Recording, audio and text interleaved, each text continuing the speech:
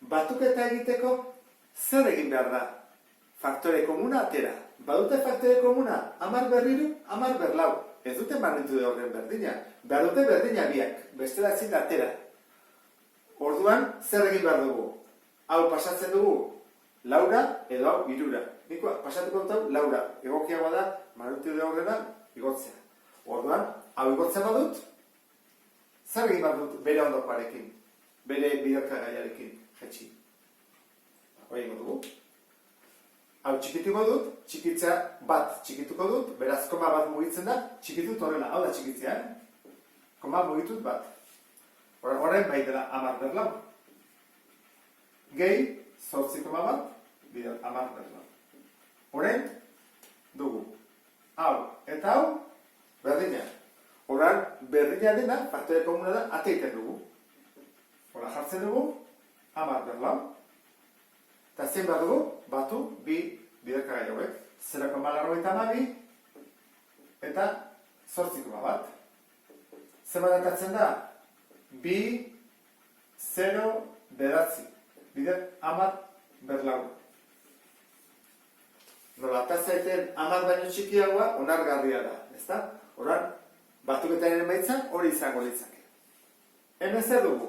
Dugu biderketa bat, eta hemen keketa bat. Egin daiteke banatze probabilitatea, bidertu, edo indezak egun keketa, eta nik hori jarretuko dut. Keketa egitea egokiago delako. Hemen dugu -10, eta hemen -11.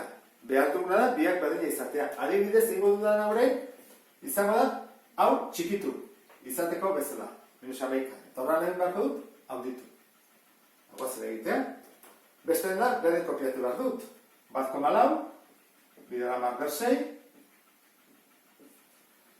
Handitzea zer da? Koma, mugitzea, eta handiago izatea. 1,2 baina handiagoa da, 12. Koma mugitu dut dalako. 12 bider, 10 ber -11, txikitu dut. Ken, 1,5 bider, 10 ber -11. Hore, berdina ditugu. -11 eta -11. Ata ezakegu faktore komuna. Hora, kopiatuko eta horretik, hau, 1,4 bider 10 ber 6, eta parentesi barruan, egingo dudana da izango da, bi hauek kendu, 12 ken 1,5, eta kanpoan, gelditzen da, hau, faktore komuna, bider 10 ber -11. Jarri behar da parentesia, jarri dut bazpare zuez nastutzeko. Ez da behar, zendenak dira, bidertzera ideanak kanpora. Baina bazpare hola jarriko dugu. Horan dugu hemen, 1,4 bider 10 ber 6, bider, kenketa egiten dugu, atatzen zaigu 10,5, bider 10 ber 11. Biderketa egin behar dugu, kalkulagailuarekin. 14,7 eta bi hauek zer egin behar dugu? Biderketan egiten dira batuketa. Orduan dugu 6 gehi -11, zenbat da? -5. Idazkera zientifikoan jarri beharko dugu horren, ze 10 baina handiagoa da. Orduan zer egin behar dugu honekin? Txikitu. Magnitude orden bat. Orduan hau egin beharko dugu, handitu. Jarri dezagun. Txikitutan gehituko ditzake horrela. 1,47. Bat mugitu dugu. Orduan, handitzea zer da? -5 jarri behar dien, -4. Bukatu dugu hori. Eta azkena, hemen ditugu biderketak eta zatiketak. Magnitude ordenak ez ditugu berdindu beharrik. Horra, zuzenean hasiko gara egiten, separatu ingo ditut, batetik dugu. Ego du horrela, 6 bider 2,5 zati 3, eta bestetik dugu 10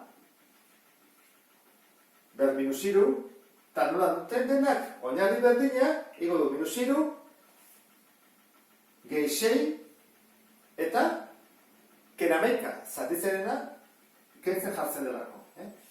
Orduan, ez dute ingo 6 bider 2,5, ingo dut 6 zati 3, lehenengo, erresa hau dela.